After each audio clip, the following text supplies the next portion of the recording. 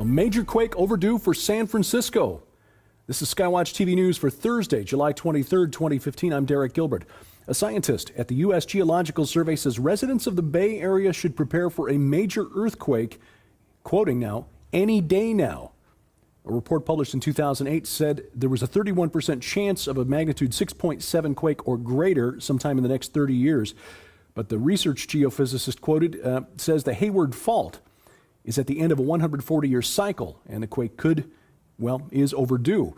The fault runs through Oakland and along the east side of the San Francisco Bay.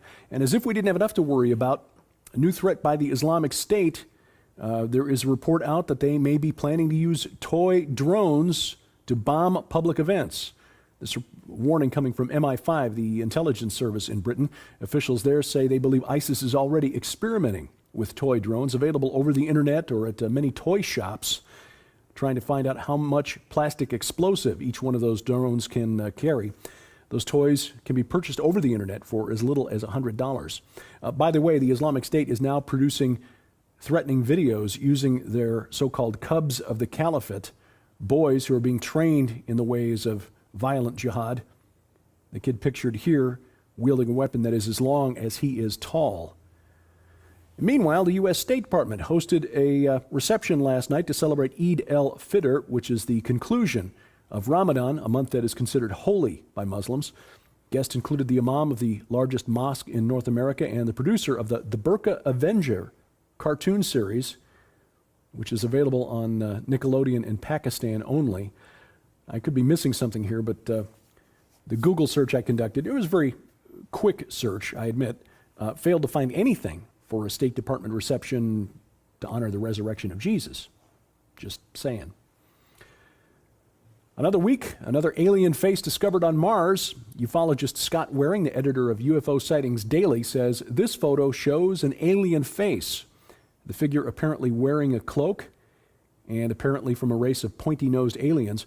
Skeptics say this is a classic example of pareidolia, the human mind projecting the image of a face onto something that really doesn't look like a face.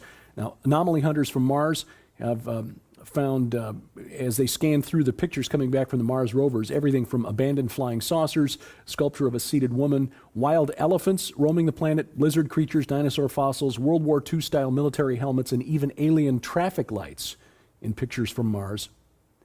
And again, these reports are picked up and distributed by major media because the meme must continue.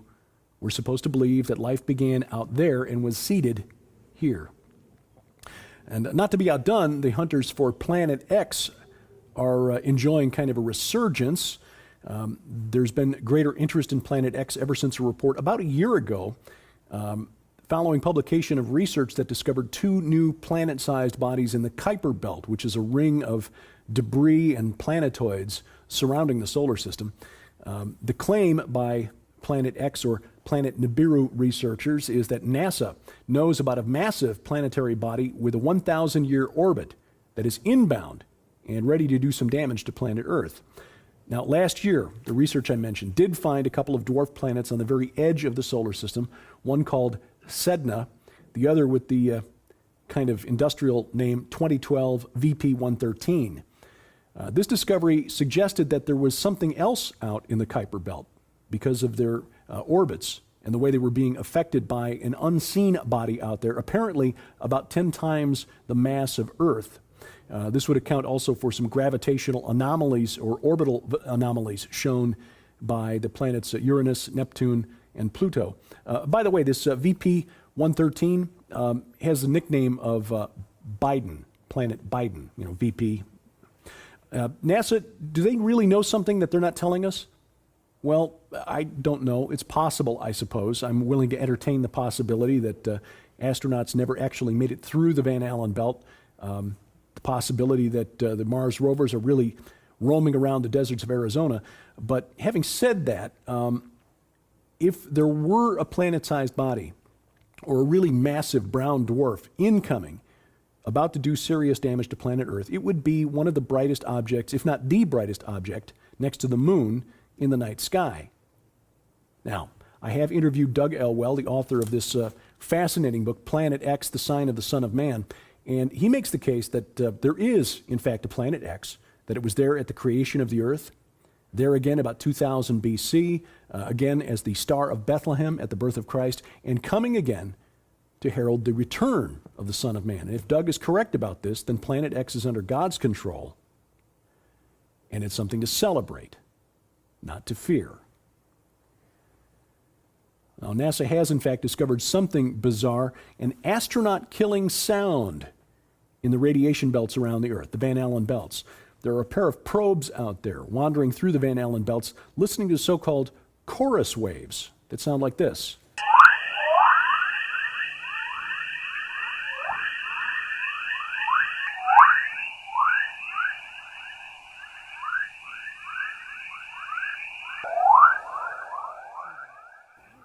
It's believed that these waves may correspond to so-called killer electrons, electrons that are believed to hitch a ride on these chorus waves and become a danger to machines and men with the power to essentially tear an astronaut apart.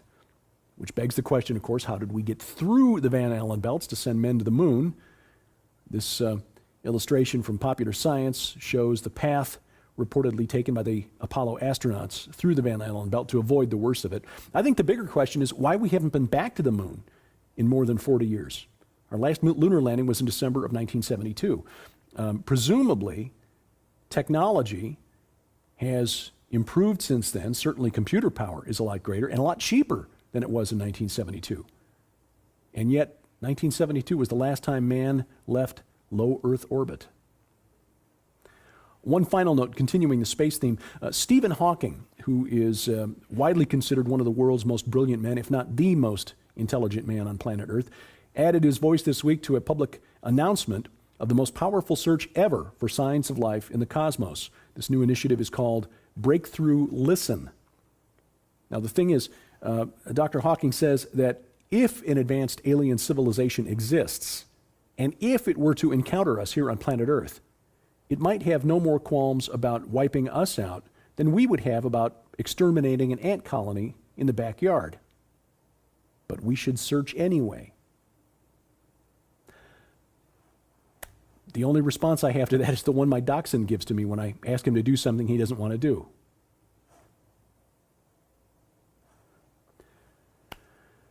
The Bible is filled with concepts that make you scratch your head and wonder at the amazing creation into which God has placed us. Gary Stearman talks about it, writes about it in his book, Time Travelers of the Bible, how the ancient prophets shattered the time barrier. And we had a couple of fascinating conversations here on SkyWatch TV, both now posted to our website, skywatchtv.com, and both available on our SkyWatch TV Roku channel. If you've got a Roku account, log on, search the channel store for the SkyWatch TV channel and add us to your account, or you can log on to skywatchtv.com/Roku for instructions on how to add that to your account.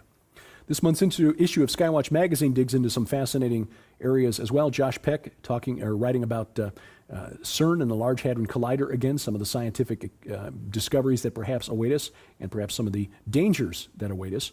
Also articles by Doug Woodward, the political games being played between the United States and Russia being played out through proxies in Ukraine and how that might spiral into something more serious. Also, contributions from Doug Krieger, Doug Overmeyer, Sharon Gilbert, both fiction and nonfiction.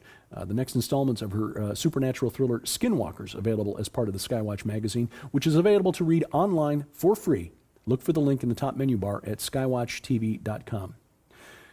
During the month of July, our gift to you for your financial support of $10 or more is the book by Dr. Gary Smalley, I Promise, How 5 Commitments Determine the Destiny of Your Marriage.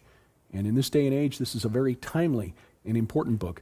Again, our gift to you for your financial gift of $10 or more to Skywatch TV. Send your comments, questions, and suggestions to me, dgilbert@skywatchtv.com. And thank you for watching as we keep watch. I'm Derek Gilbert, and this is Skywatch TV.